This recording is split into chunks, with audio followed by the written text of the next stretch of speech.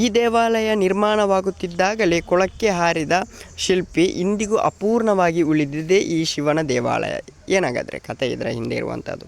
ಎಲ್ಲರಿಗೂ charge Kannada YouTube ಚಾನಲ್ಗೆ ಸ್ವಾಗತ ಸುಸ್ವಾಗತ ಅಂತ ಹೇಳ್ತಾ ವಿಡಿಯೋ ಶುರು ಮಾಡೋದಕ್ಕಿಂತ ಮೊದಲು ಯಾರೆಲ್ಲ ನಮ್ಮ ಯೂಟ್ಯೂಬ್ ಚಾನಲ್ ಮೊದಲು ನೋಡ್ತಿದ್ರಿ ಅವರೆಲ್ಲ ಸಬ್ಸ್ಕ್ರೈಬ್ ಮಾಡ್ಕೊಳ್ಳಿ, ಮತ್ತಲ್ಲೇ ಪಕ್ಕದಲ್ಲಿರೋ ಬೆಲ್ಲೈಕನ್ನು ಪ್ರೆಸ್ ಮಾಡಿ ಗೈಸ್.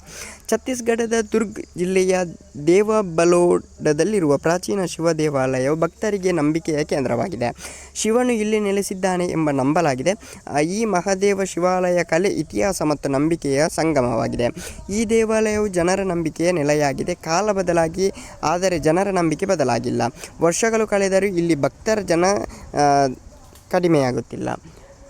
ಪ್ರತಿ ವರ್ಷ ಮಹಾಶಿವರಾತ್ರಿಯ ಶುಭ ದಿನದಂದು ಅಪಾರ ಸಂಖ್ಯೆಯ ಭಕ್ತರು ಭಗವಂತನ ದರ್ಶನ ಪಡೆಯಲು ಆಗಮನಿಸುತ್ತಾರೆ.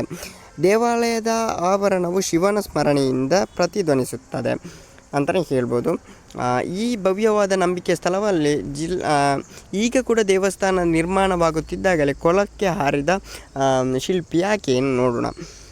ಪ್ರತಿ ವರ್ಷ ಮಹಾಶಿವರಾತ್ರಿಯಂದು ಇಲ್ಲಿ ದೊಡ್ಡ ಜಾತ್ರೆ ನಡೆಯುತ್ತದೆ. ಶಿವನ ದರ್ಶನ ಪಡೆಯಲು ಭಕ್ತರು ಊರುಗಳಿಂದ ಬರುತ್ತಾರೆ. ಈ ದೇವಾಲಯಕ್ಕೆ ಸಂಬಂಧಿಸಿದಂತೆ ಅನೇಕ ದಂತಕಥೆಗಳಿವೆ. ಈ ದೇವಾಲಯವು ನಿರ್ಮಿಸಿದ ಶಿಲ್ಪಿ ದೇವಾಲಯವನ್ನು ನಿರ್ಮಿಸುವಾಗ ಬೆತ್ತಲೆಯಾಗಿದ್ದನು ಎಂಬ ಪೌರಾಣಿಕ ನಂಬಿಕೆ ಇದೆ.